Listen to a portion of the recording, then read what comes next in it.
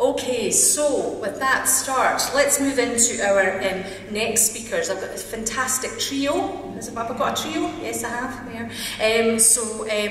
Of researchers and frontline experts who we've asked to come together to develop a presentation for you this morning about attitudes and culture change, what works and, crucially, what doesn't.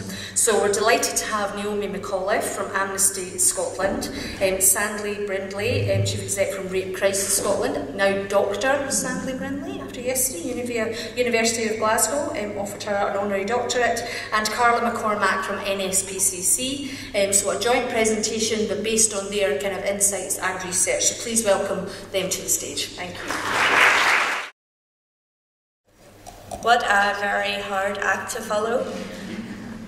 I don't know that I would have necessarily agreed had I seen that speech beforehand, but that's fine. So I am Carla from NSPCC Scotland. I've actually changed my name, so I will give you my email address at the end, but many of you will know me as Carla McCormack from the Poverty Alliance. I'm probably not going to be as uplifting as Leslie was, but hopefully Naomi will turn it all around by the end. And just in case you thought I was joking, I'm here today to tell you that you have a problem. And in fact, we all have a problem. So the problem is that what we as experts say isn't what necessarily the public think. So I've picked some tweets off the internet, and I'll just pick out some of my personal highlights in this. Would you rather have some hysterical feminist screaming the same tired complaints that women are all being held by the omnipotent patriarchy? There's not a gender pay gap, it's a myth made up by men-hating fanatics. Or they admit the gender pay gap exists because men work harder and longer. So put your hands up if you've ever had a discussion with a friend, family member, or on social media, or indeed in the media about the gender pay gap. And how many of you said it doesn't exist? No? Anyone want to own up to being a man-hating fanatic? Probably not while the camera's here. So these substantial gaps exist between the way that we as experts and advocates think about issues and the way that members of the public think and understand these issues. And this is true across a whole variety of issues. And most of the things that I'm going to touch on today will be in relation to either poverty or child maltreatment, because they're the two subjects that I know best. But I think you should be able to see the links to gender-related issues. So this slide here is from a report that was produced by the Frameworks Institute for the Joseph Rowntree Foundation. Am I echoing a bit? No? Okay, it's just this side. Okay, so you can see on the left there are the opinions of experts regarding poverty in Scotland and the UK, and on the right are the opinions of the general public. So experts agree that poverty is real and exists in the UK today, but whenever we did interviews with members of the public, they saw poverty as something that used to exist or that something exists today in Africa. Experts, when asked to the reasons poverty exists, identified the failure of social systems and economic structures, whereas the public identified flawed individuals or groups, and that's something, that idea of individualism is something we'll come back to. Experts viewed poverty as being something relative, depending on your time and place, whereas members of the public see poverty as an absolute. And in fact, in the Social Attitudes Survey in 2010, 9 out of 10 people accepted a definition of poverty where you could not afford to live or to eat without getting into debt, but only 1 in 5 accepted a definition where you had enough to live or to eat, but not to buy the things that the rest of us take for granted, so things like a mobile phone, a TV, widescreen TV is the one that always comes up, and holidays and things like that. And finally, on the benefit system, when experts were asked to talk about the benefit system, they identified it as being insufficient and inaccessible, whereas the public thought purely about the benefit system in terms of the levels of abuse. And finally, just to really drive home this idea of a gap between expert and public opinion, this is from a report produced by the NSPCC, also for the Frameworks Institute. So this was about the causes of child maltreatment. So the expert said, nobody abuses or neglects out of the blue. It happens for a reason and can be traced back to the experiences that the parent has had to make them really vulnerable and easily triggered as parents. A member of the public, however, said, you're just sitting around your house, we've got nothing else to do apart from going and getting your benefits. Just sitting around in a small house, small flat and temper supply. I did say this wouldn't be a hugely positive presentation. That being said, there is some good news. So like I said, I've just recently joined NSPCC Scotland from the Poverty Alliance. Both organisations have done a lot of work on how to change public attitudes, and both have and continue to work with the Frameworks Institute to do this. Having worked for both organisations, it is possible to identify a number of common themes in the way public view very different issues. And equally, I don't know if anyone saw the report that was produced a few weeks ago for Crisis, again by the Frameworks Institute. There were common links there as well. And what is really positive is that at the minute, how we frame messages to change public attitudes has become front and centre for many organisations across Scotland. And so there's a lot of ongoing shared learning, and it's actually a really exciting time to get into this type of work. And I think I am going to get a little negative again, but just keep in mind that culture and behavioural change is possible. It's something that does take time, but we can achieve it. So how do people think? So what we need to do is understand not just what people think, but what makes them think like that. And we all have cultural models of understanding the world, and we all have a number of competing and contradictory ways of interpreting information. So what we in this room need to do is find a way of thinking that is useful for our issue, and that'll really depend on what specific attitude you want to change. But once you have that, you need to figure out which cultural models you can tap into to change attitudes. This will mean doing the research to understand how people think about your issue, but once you've done that, you can then look at framing. So like I said, there are a number of common cultural models that we see across different issues, and these are three that I've picked out in relation to poverty and child maltreatment, but the three that I also think are most closely linked to issues around gender. So the first is individualism, and you can see again that quote from the Joseph Rowntree Foundation. It says, as long as we have people that don't want to work and can't be bothered, we can't eradicate poverty. You see individualism a lot in relation to poverty. People are just like, why don't they get a better paying job? Why don't they have less children? And it's something you see a lot with gender, and probably more specifically the gender pay gap. It's going back to those original tweets, if women would all just go and become pilots for EasyJet, then it would be fine. Across both poverty and child maltreatment, you see a lot of fatalism. It's this idea that, the issue's too big to fix, it's too complicated, where do we even start? What's the solution? And that second quote there is from the child maltreatment report, but it's something definitely you see in relation to gender inequality. It's this idea, well, it's always been like that, it's probably always going to be like that. And the third one is an issue that you see in relation to poverty, not so much child maltreatment, but very relevant, I think, again, to issues around gender. And that's the idea that the problem that we have all identified just doesn't really exist. And you see that on the gender pay gap with people repeatedly saying, there isn't a gender pay gap. So again, there's another tweet there on that. So what should we do about it? So like I said, you will need to get the research to understand how people think, but there are some things that in any behavioural and attitude change campaign that you should and shouldn't do. And I'm going to start with the things you shouldn't do, because I'd like to end my part of the presentation on a high. So the first thing you shouldn't do is throw data at your problem. And we all do this. It's this idea that people don't think like us because they don't know enough. I mean, if only people in Scotland knew that there were enough people in poverty here to fill Hampton 18.5 times, then they would understand. So we all have a killer stat, we all want to use it, but it's probably not having the desired impact. Using naked numbers is another thing we all need to try and avoid. So you can see that stat on the screen there. 45% of rent-to-own customers are in the lowest 20% of earners. I have read that stat 100 times now, and I have no idea what it means.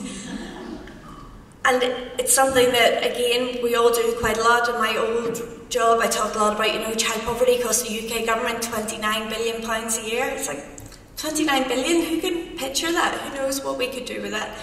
Is it a lot of money? It does sound like a lot of money, but it's meaningless to most people. Third one is probably one of the ones that was hardest for me to let go of. It was use of case studies. I think that's difficult as well because it's something the media request of us a lot.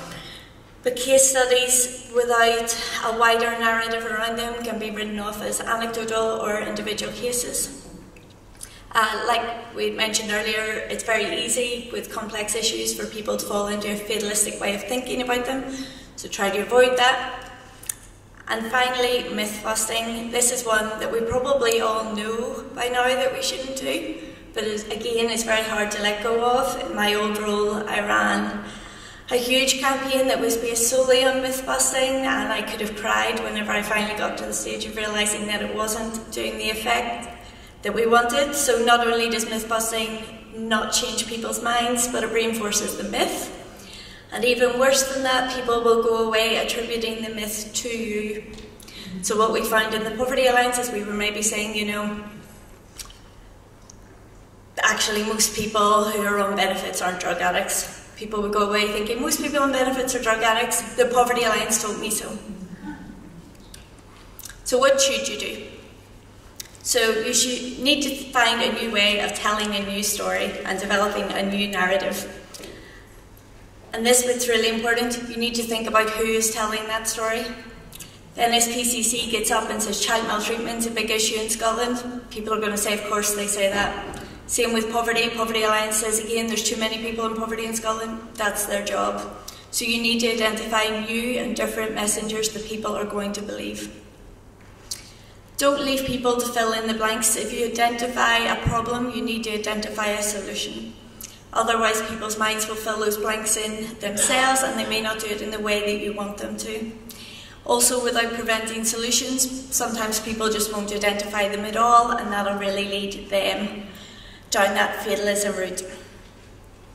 So just before I pass you over to Naomi, I want to show the difference that this can make in all aspects of work. These are 2 fundraising videos from the NSPCC, and the first was produced in 2001, I think, and it was part of the NSPCC's Full Stop campaign. It was made before they started looking at how to frame messages differently. Miles has learned that nobody comes whether he cries or not.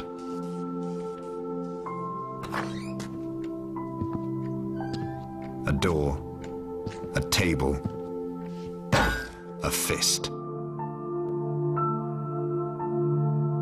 His abuser says he'll come and get Tom if he does. Sometimes we need to open our eyes to the suffering that's all around us and work together to stop it. Please pledge just £2 a month to the NSPCC and be there for children in desperate need. Please open your eyes and your heart. Call the NSPCC now on 0800 91 91 77 and give £2 a month or whatever you can. Together, we can help stop cruelty to children. Full stop. Let us start now. Okay, so how did everyone feel at the end of that video? Sad. Yes, it makes you feel sad. It might make you give £2 a month to the NSPCC, but it certainly doesn't give you the solutions that you're after. It doesn't make you think that actually things can get better for Miles. It's all in black and white, which I appreciate we all used to do a lot of, but it's terrible. It makes people again think that's something that was in the past. And so this second video here is Alfie, and this was made after the NSPCC had started to work with the Frameworks Institute a bit more. It's still a fundraising video, so it's not out there producing policy solutions. But hopefully you'll be able to see the difference it can make. My name's Alfie. When I was 6, I wanted to be an astronaut and go up in a big spaceship. Then my mum met a new boyfriend. He was nice at first, but then he got drunk and shouted at me and Mum. I was scared. One day he punched me in the tummy. I had to go to the hospital. I didn't want to be an astronaut anymore. I just wanted to be safe. When the abuse started, Alfie's hopes and dreams stopped. But you can help the NSPCC rebuild Alfie's life. Text Alfie to 70007 and give £3 to the NSPCC. There are thousands of children in the UK who need help. With your support, we can help them recover from abuse, so they're free to dream again. So text Alfie to 70007 now. Your text can take a child like Alfie anywhere.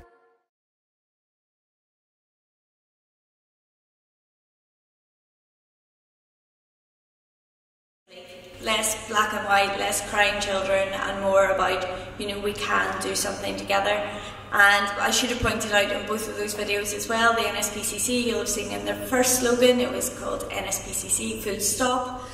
And we have since moved towards fighting for every childhood, and it is that idea that actually we can help all children, and so it's just moving towards solutions and identifying how we get there. So I'm going to pass you over to Naomi now, who will have examples of what all of this really means. Thank you.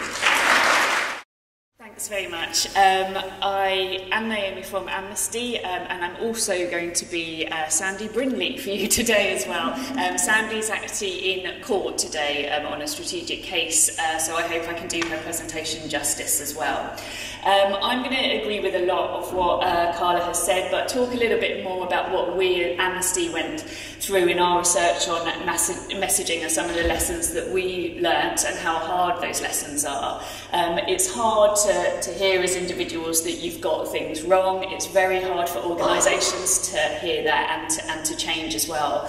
But I cannot stress enough the need to put in the time and investment into research before attitudinal change campaigns. Otherwise, it really is a complete waste of time and money. You will almost certainly make the same mistakes that many of us have made in the past, and that we are trying now for others to learn from by talking about those mistakes and being quite open and honest about them. So whenever I hear the words now about having an awareness-raising campaign, and you hear them frequently on a range of different topics, I do tend to cringe into a bit of a ball, because there's such a huge gap between the idea of an awareness-raising or attitudinal change campaign and the reality of what has to be done in order to make real measurable impact. And just one example I usually use to try and illustrate this is the huge change we've seen in public attitudes towards mental health in the last few decades. And that hasn't happened by accident. That has been a concerted effort by mental health charities for decades, and that's how long it's taken. And combining all of the budgets from their different campaigns, we're talking tens, if not £100 million that has gone into those campaigns as well. So that's not to scare you that that's how much it costs, but it's to give you a bit of a context for this isn't just something about putting up posters and everyone changes their minds. It's something really intensive, but at the same time it can save lives as well. So it is worth doing and doing properly. So I'm just going to talk a bit about what we did at Amnesty. I was going to talk a bit about the history of where we were around about kind of 2010 in terms of human rights, but also Baroness Helena Kennedy is in the audience and will be able to tell you much better than I can what was going on.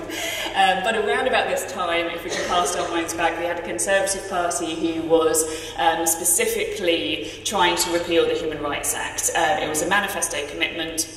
And around about this time, a lot of organisations, Amnesty and other human rights organisations, got together and kind of said, why have we got here? Why have we got to a stage where this repeal could happen and there's a huge amount of public support for it? And a lot of kind of soul-searching in doing that. Around about this time, a lot of funders also recognised this as a problem and set up the Thomas Paine Initiative, which was a pool fund specifically to fund areas to look at why there was such a toxic debate around human human rights within the UK. And that fund funded various different initiatives, but particularly I'll be talking about here is Equally Ours, which was or is still an organisation which is part of the Equality and Diversity Forum down south. And their particular remit was to look at why these attitudes, are they where they are, how negative are they, how hostile are people, but also, importantly, how do you change people's attitudes? So as well as, you know, the political debate that was going on around human rights at that time, why did so many people hate the Human Rights Act? Well, here's a bit of an idea.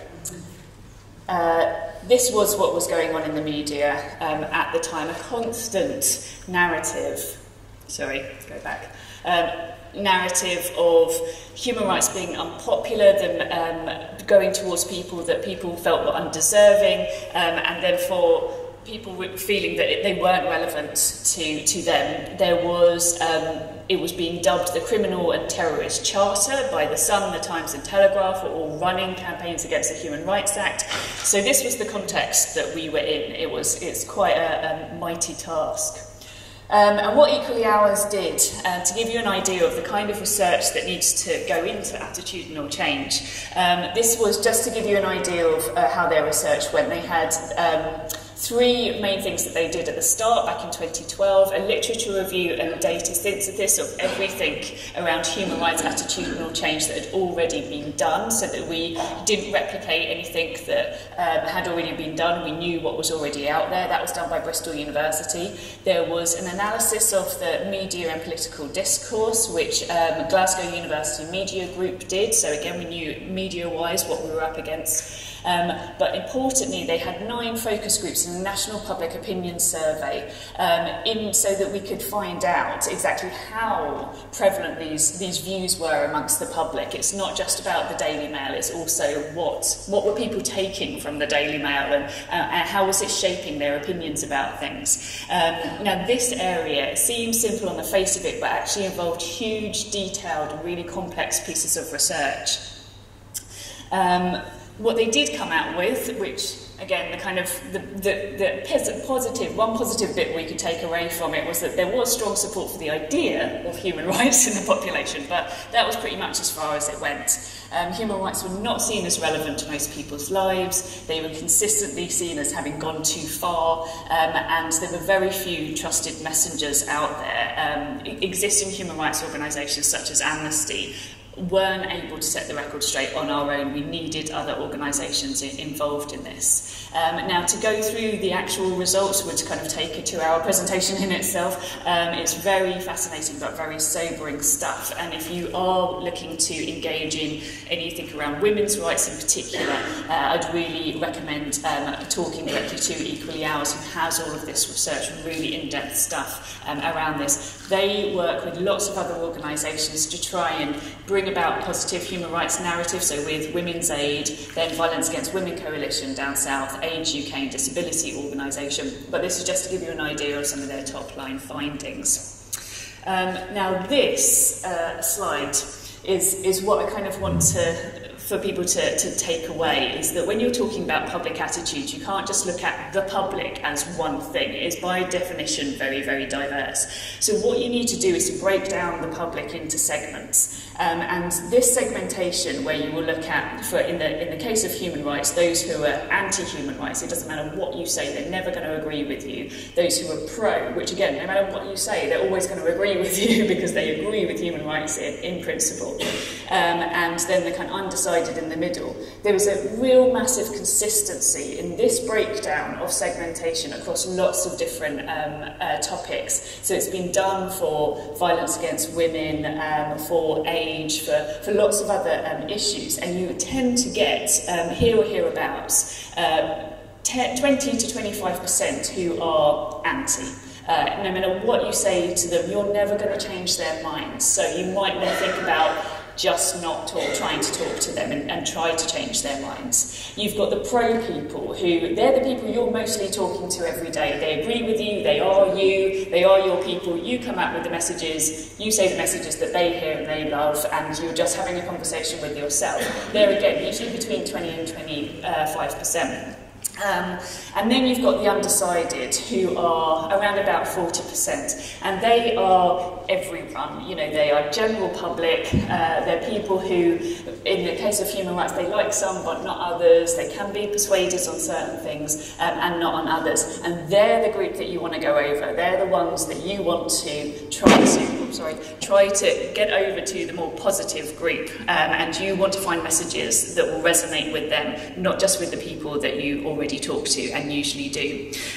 So this comes up again. There's slightly different segmentation in Scotland, which I'll mention later, which is quite interesting. But there is a real consistency in that. The don't care people, they just don't care. There's always about 10% of people who just don't care. And again, there's no real point talking to them. They don't consume media as well.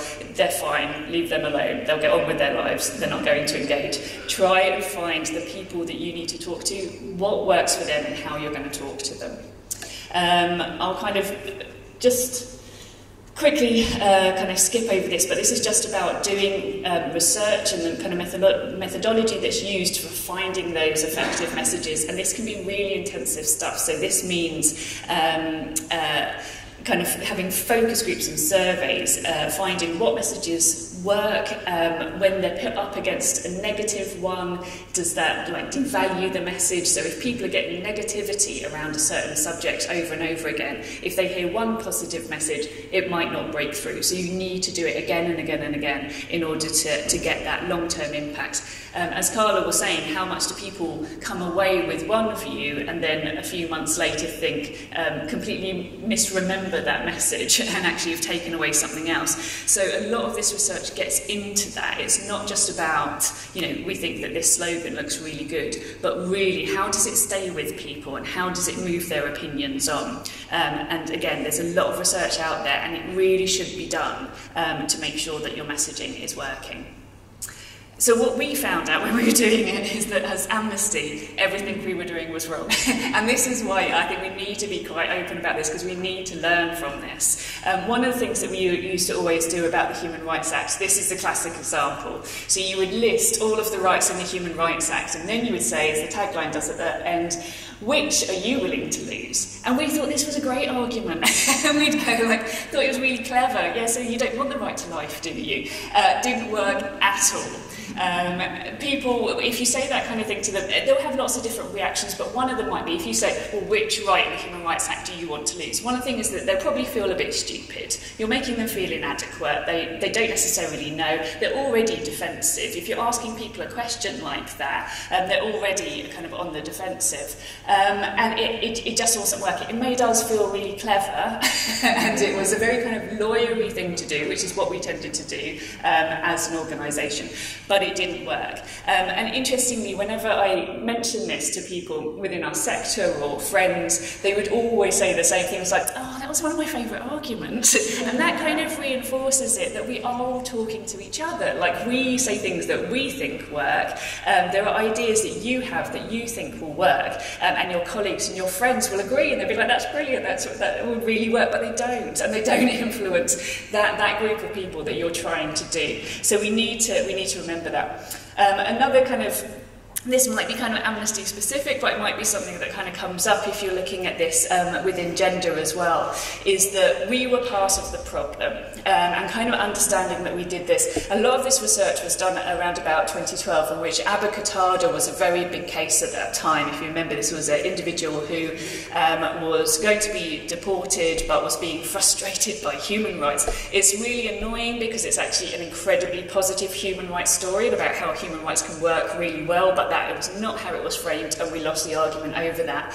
But what was important here is that whenever there was a press story about Abu Qatada, Amnesty and Liberty would be out there defending the human rights argument, and we would be defending the law and due process and why things were happening this way. But we were then associating human rights with a negative story, with a terror suspect, with a criminal, with everything that people hated about human rights, and we kept reinforcing that. And we weren't talking about all of the things that people are positive about human rights: education, children, the elderly, women. We would only, because we work on the extremes, would only be out there talking about human rights in this kind of context and not in the kind of context that we should have been moving people towards. So that's just something to kind of remember.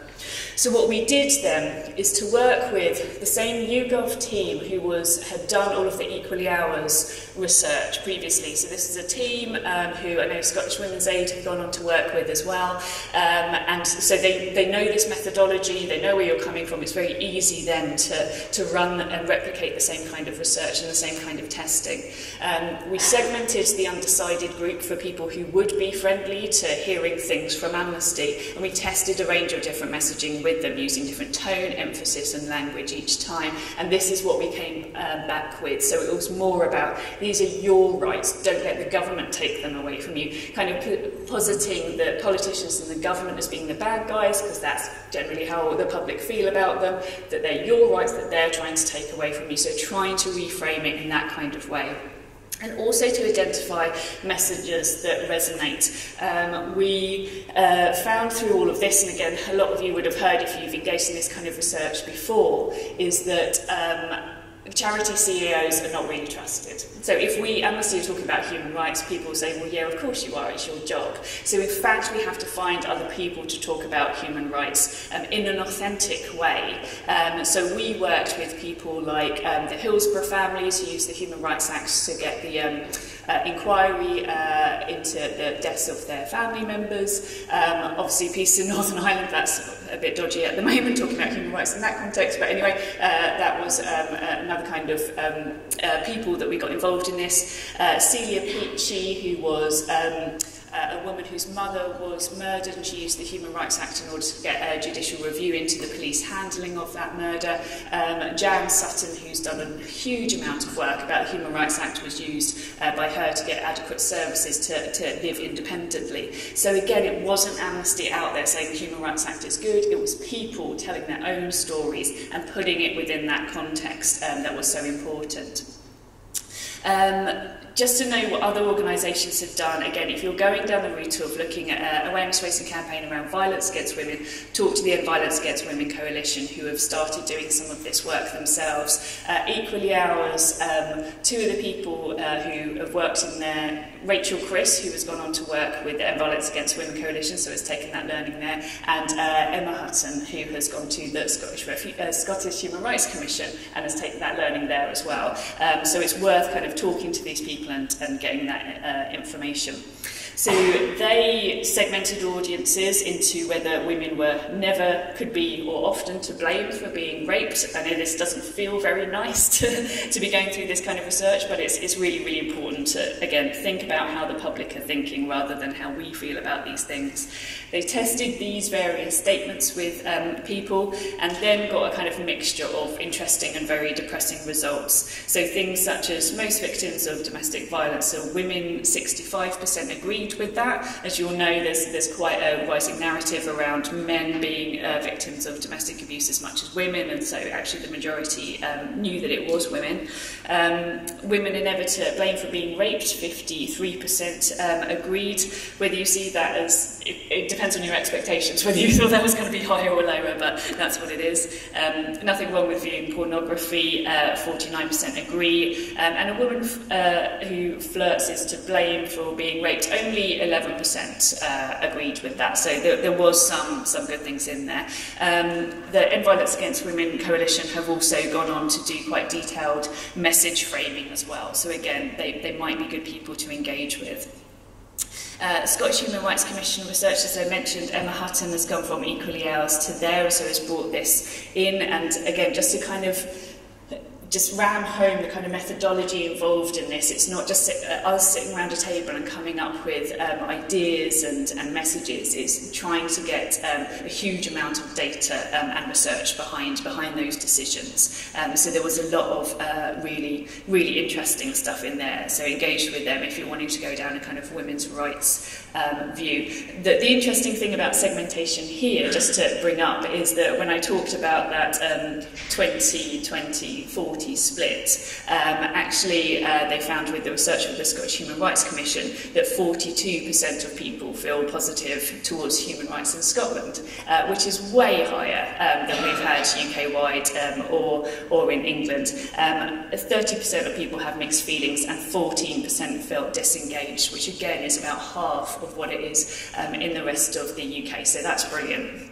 So now I'm going to quickly go through Sandy's presentation as well. I hope I can do this justice. So the Rape Crisis Scotland ran a campaign in 2008, which was funded by the Scottish Government, called This Is Not an Invitation to Rape Me. Just to quickly go through some of the methodology on this, so what it was aiming to do was to counter some of those rape myths that have been identified about women being wholly or partly responsible for being raped because of how they're dressing or being drunk or flirting. That they got government funding for this campaign, and interestingly had a lot of funding for the testing and research beforehand and the evaluation afterwards. And again, often budgets don't stretch to this, and it's really, really important that it did. Here's some of the testing that they did previous to it going out: stakeholder meetings, focus groups, and a survey.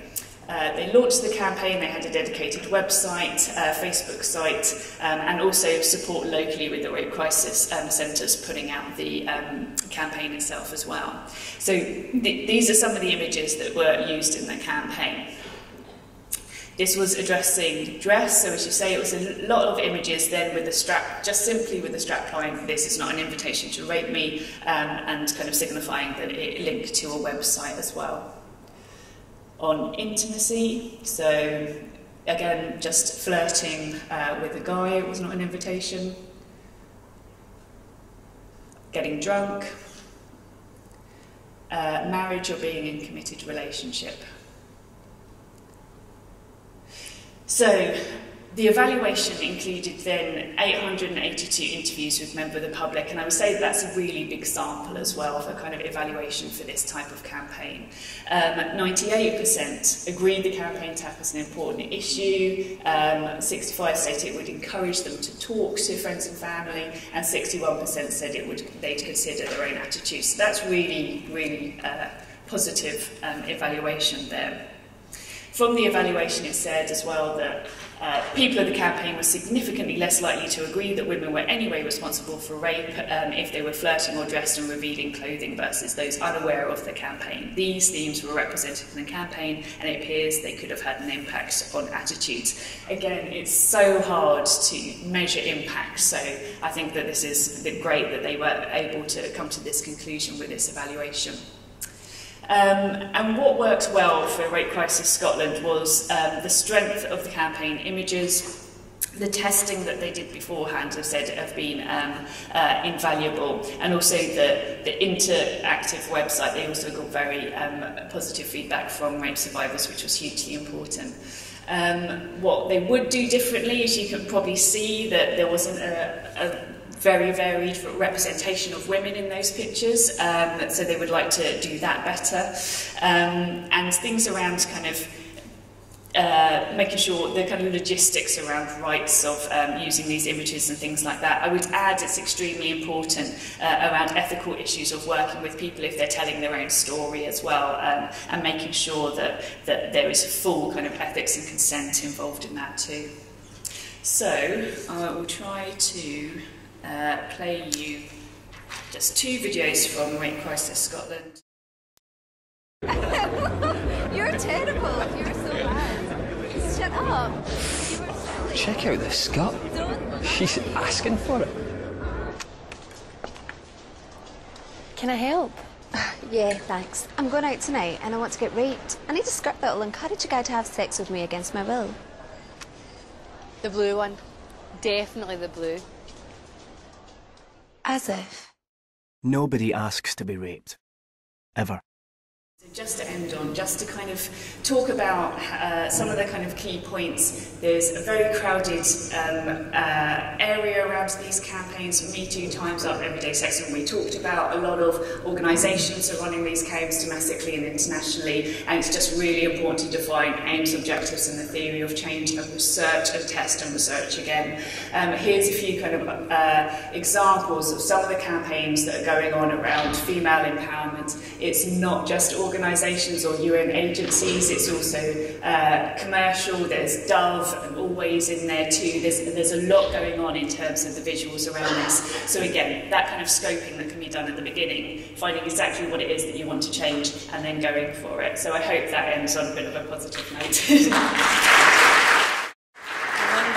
Great stuff. Thank you very much to both of you, and also please pass on our thanks to Sandy as well. Great stuff. How many people in the audience are kind of sitting there thinking, I need to go back and do some thinking, yeah? And that's what we really wanted for today. There's been a huge amount of learning that's coming through these kind of campaigns. Also, some of the climate change organisations and so on are also involved in this as well, so they've been doing work too.